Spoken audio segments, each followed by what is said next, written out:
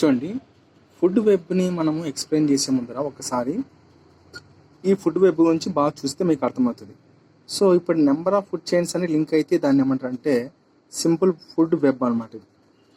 ఇక్కడ ఏమంటున్నారంటే food web టాపిక్లో ఏమంటున్నారంటే in a simple grazing food chain, ఒక సాధారణమైన గ్రేజింగ్ ఫుడ్ చైన్లో the food energy flows through in linear trophic levels. In a simple grazing food chain, the food energy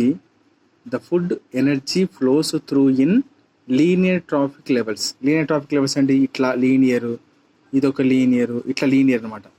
linear trophic levels మాత్రం పంపిస్తాం అనమాట. ఇక్కడ grazing food చైన్లో, grazing అంటే predator food chain. Grazing food chain అన్నా predator food chain అన్నా ఒకటే కదా. దాంట్లో ఎనర్జీ మాత్రం ఒక స్ట్రైట్ లైన్ మాత్రం వెళ్తుంది అని చెప్తున్నాడు, స్ట్రైట్ లైన్ ఇట్లా. సో ఏదేమైనప్పటికీ in an ecosystem the feeding relationships are never that simple. So okay, ఏదైనప్పటికీ కూడా ఈకో సిస్టమ్స్ లోపల ఫీడింగ్ రిలేషన్షిప్స్ అని అంత సింపుల్ ఏం కాదు, కాంప్లెక్స్ ఉంటాయని చెప్తున్నాడు. So feeding relationships are never that simple. The feeding interrelationships become more complex because of omnivorous. ఇక చూడండి, భలే చెప్తున్నాడు. మీరు ఇక్కడ చూసిన విధంగా ఫుడ్ చైన్లో ఫుడ్ ఎనర్జీ అనేది లీనియర్ ట్రాఫిక్ లెవెల్స్ పోతుంది తెలుసు, కానీ ఫీడింగ్ రిలేషన్షిప్స్ ఎప్పుడు కూడా ఫీడింగ్ అంటే ఒకదానికొక ఆహారం అనేది అంత పెద్ద సింపుల్ కాదు. అది ఫీడింగ్ ఇంటర్ రిలేషన్షిప్స్ బికమ్ అనేది మోర్ కాంప్లెక్స్ అంటున్నాడు.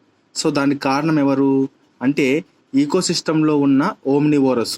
సో ఓమ్నివోరస్ ఏం చేస్తాయంటే చూడండి, ఇక్కడ ఇప్పుడు స్నేక్ ఉంది, ఇది ఫర్ ఎగ్జాంపుల్ అలా కూడా వద్దులేండి. ఇప్పుడు ఎలా చెప్పాలా అంటే ఇప్పుడు బల్లి ఉందనుకో, బల్లి మొక్కని తింటుంది, తర్వాత వచ్చేసి జంతువుని తింటుంది, ఈ చిన్న ఈకల్ని. అప్పుడు దీన్ని ఏమంటారు ఓమ్నివోర్.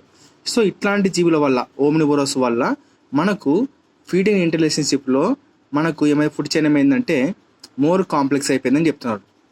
Very very important. ఇక్కడ అడుగుతాడు, ఫీడింగ్ ఇంటర్ రిలేషన్షిప్స్ ఎందుకు మోర్ కాంప్లెక్స్ అయినాయి అంటే ఓమ్నివోరస్ ఈకోసిస్టంలోని ఓమ్నివోరస్ హ్యాబిట్ వల్ల అని.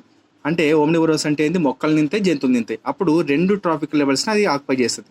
అప్పుడు ఎట్లయితే ఫుడ్ వెబ్ అని అవుతుంది అనమాట అది. ఫర్ ఎగ్జాంపుల్ మనుషులు కానీ, పక్షులు కానీ, మరియు ఇతర అదర్ ఎనిమల్స్ అన్నీ కూడా omnivorous. So by their feeding habits వల్ల అవి ఫీడింగ్ ఇంటర్ రిలేషన్షిప్ కాంప్లెక్స్ అని చెప్తున్నాడు. So in such a cases it is difficult to place an animal in a simple and single food chain. So ఇటువంటి కండిషన్స్లో మనం ఒక జంతువుని ఒక సింపుల్ కానీ ఒక సింగిల్ ఫుడ్ చైన్లో పెట్టాలని అనుకోలేం. అది రెండింటిలో కాలు పెడతాను అనమాట. As they have many interconnections with the animals of other food chains. So ఇటువంటి these natural interconnections of food chains form a network called the food web. So ఇటువంటి natural interconnections of food chains form a network called the food web అంటారు. So ఇట్లాగా interconnections మొత్తం దాని ఏమంటారు అంటే ఇటువంటి natural interconnections of food chains form a network called the food web అన్నారు. Okay, food web. So ఇది ఇంతవరకు టాపిక్, ఫుడ్ వెబ్ గురించి టాపిక్. ఓమ్నివోరస్ వల్ల మనకు ఫీడింగ్ యొక్క ఇంటర్ రిలేషన్షిప్స్ అనేవి కాంప్లెక్స్ అయినాయి. ఇవి ఓమ్నివోరస్ ఏం చేస్తాయి, జంతువులు తింటాయి, పక్షులు తింటాయి. అప్పుడు ఏమవుతుంది, వేరు అయిపోతాయి కదా అట్లా అనమాట. సో అది. సో ఓమ్నివోరస్కి ఎగ్జాంపుల్ ఏంది, పక్షులు కానీ, మనుషులు కానీ, మరియు సమ్ అదర్ ఎనిమల్స్ కానీ ఓమ్నివోరస్ బై దేర్ ఫీడింగ్ హ్యాబిట్స్ వల్ల జరుగుతుంది. సో అంతే. దీంట్లో ఇంకో పాయింట్ ఏంటంటే గ్రేజింగ్ ఫుడ్ చైన్లో ఎప్పుడు కూడా ఎనర్జీ ఎలా అవుతుంది అంటే లీనియర్ ట్రాఫిక్ లెవెల్లో వెళ్తుంది. సో ఇది ఫుడ్ వెబ్ గురించి అది అనమాట.